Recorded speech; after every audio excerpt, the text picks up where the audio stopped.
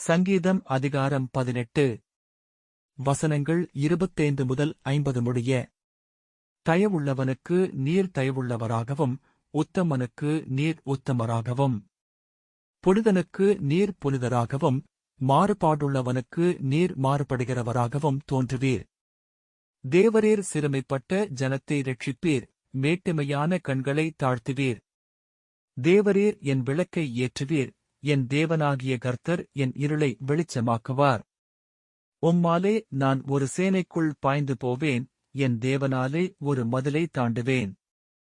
தேவனுடைய வழி உத்தமமானது, கர்த்தருடைய வசனம் புடமிடப்பட்டது. தம்மை நம்புகிற அனைவருக்கும் அவர் கேடகமாயிருக்கிறார். கர்த்தரையல்லாமல் தேவன் யார்? நம்முடைய தேவனையன்றி கன்மலையும் யார்? என்னை பலத்தால் இடைக்கட்டி என் வழியை செவ்வைப்படுத்துகிறவர் தேவனே. அவர் என் கால்களை மான்களுடைய கால்களைப் போலாக்கி என்னுடைய உயர்தலங்களில் என்னை நிறுத்துகிறார். வெண்கல வில்லும் என் புயங்களால் வளையும்படி என் கைகளை யுத்தத்திற்கு பழக்குவிக்கிறார். உம்முடைய இரட்சிப்பின் கேடகத்தையும் எனக்குத் தந்தீர்.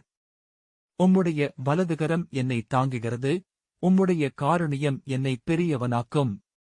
என் கால்கள் வழுவாதபடிக்கு நான் நடக்கிற வழியை அகலமாக்கினீர்.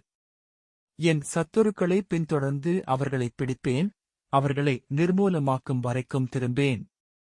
அவர்கள் எழுந்திருக்க மாட்டாதபடிக்கு என் பாதங்களின் கீழ் விழத்தக்கதாக அவர்களை வெட்டினேன். யுத்தத்திற்கு நீர் என்னை பலத்தால் இடைக்கட்டி என்மேல் எழும்பினவர்களை என் கீழ் மடங்கப் பண்ணினீர்.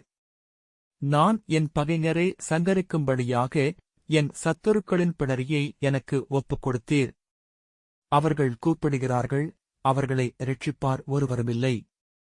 கர்த்தரை நோக்கிக் கூப்பிடுகிறார்கள், அவர்களுக்கு அவர் உத்தரவு கொடுக்கிறதில்லை. நான் அவர்களை காற்று முகத்திலே பறக்கிற தூளாக இடித்து, தெருக்களில் உள்ள சேற்றைப் போல் அவர்களை எறிந்து போடுகிறேன். ஜனங்களின் சண்டைகளுக்கு நீர் என்னை தப்புவித்து, ஜாதிகளுக்கு என்னை தலைவனாக்குகிறீர். நான் அறியாத ஜனங்கள் என்னை சேவிக்கிறார்கள். அவர்கள் என் சத்தத்தைக் கேட்டவுடனே எனக்கு கீழ்ப்படுகிறார்கள். அந்நியரும் எனக்கு இச்சகம் பேசி அடங்குகிறார்கள்.